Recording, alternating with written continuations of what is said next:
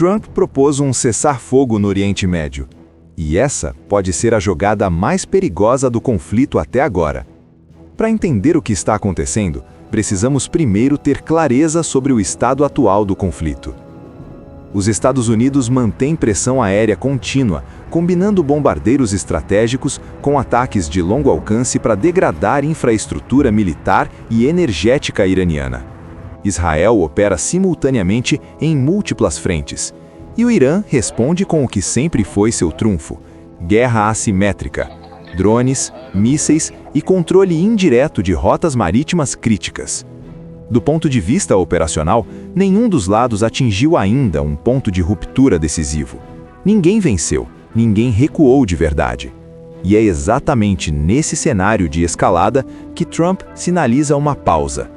À primeira vista, parece contenção, uma tentativa de reduzir a temperatura antes que as coisas saiam do controle.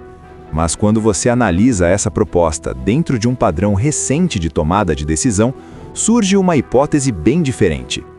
A hipótese de que esse intervalo não representa descompressão, representa preparação. E o principal indicativo disso não está no discurso, está nos navios. Porque enquanto o debate público gira em torno do cessar-fogo, dois ativos críticos continuam em movimento: o USS Trípoli e o USS Boxer. Essas plataformas não são instrumentos de dissuasão passiva, elas representam capacidade de projeção imediata de força, com flexibilidade para operações aéreas, anfíbias e de inserção rápida.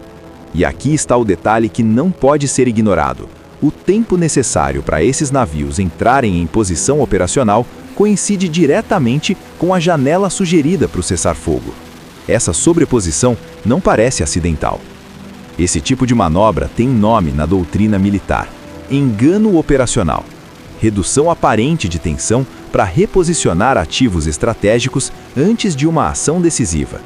E não é a primeira vez que esse padrão aparece. Ao longo de decisões anteriores, Trump demonstrou preferência clara para operações que combinam sinalização pública ambígua com execução inesperada. Em episódios anteriores envolvendo o Irã, vetores visíveis foram usados como elemento de distração, enquanto a ação principal acontecia fora do foco de monitoramento. O mesmo padrão foi observado em movimentações relacionadas à Venezuela, onde a retórica pública não refletia a intenção operacional imediata. O próprio Trump, em declarações anteriores, chegou a citar ataques históricos para justificar a ausência de aviso prévio até para aliados. Ele não esconde que valoriza o fator surpresa como estratégico, ele deixou isso registrado. Se essa leitura estiver correta, o objetivo mais provável de uma ação subsequente seria atingir rapidamente pontos críticos da estrutura iraniana, entre eles a ilha de Karg e infraestrutura energética associadas. Uma operação desse tipo, executada com velocidade e surpresa, geraria impacto imediato em duas dimensões: energética e financeira. A interrupção das exportações de petróleo reduziria drasticamente a entrada de recursos, e ataques coordenados à infraestrutura elétrica comprometeriam a capacidade operacional interna do país.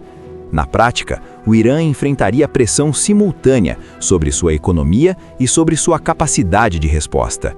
E é aqui que o ponto central deixa de ser militar e passa a ser estrutural. Por quanto tempo um país consegue sustentar um cenário de isolamento energético e colapso financeiro sob pressão externa contínua? Essa é a pergunta real nesse momento. Não se trata apenas de quem possui maior capacidade de ataque, mas de quem consegue alterar mais rapidamente as condições de funcionamento do adversário.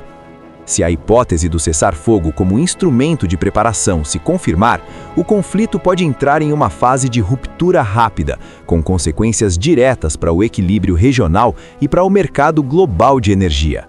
O que isso significa na prática é que o atual momento não é o fim da escalada, é um intervalo estratégico, e intervalos estratégicos têm data de encerramento.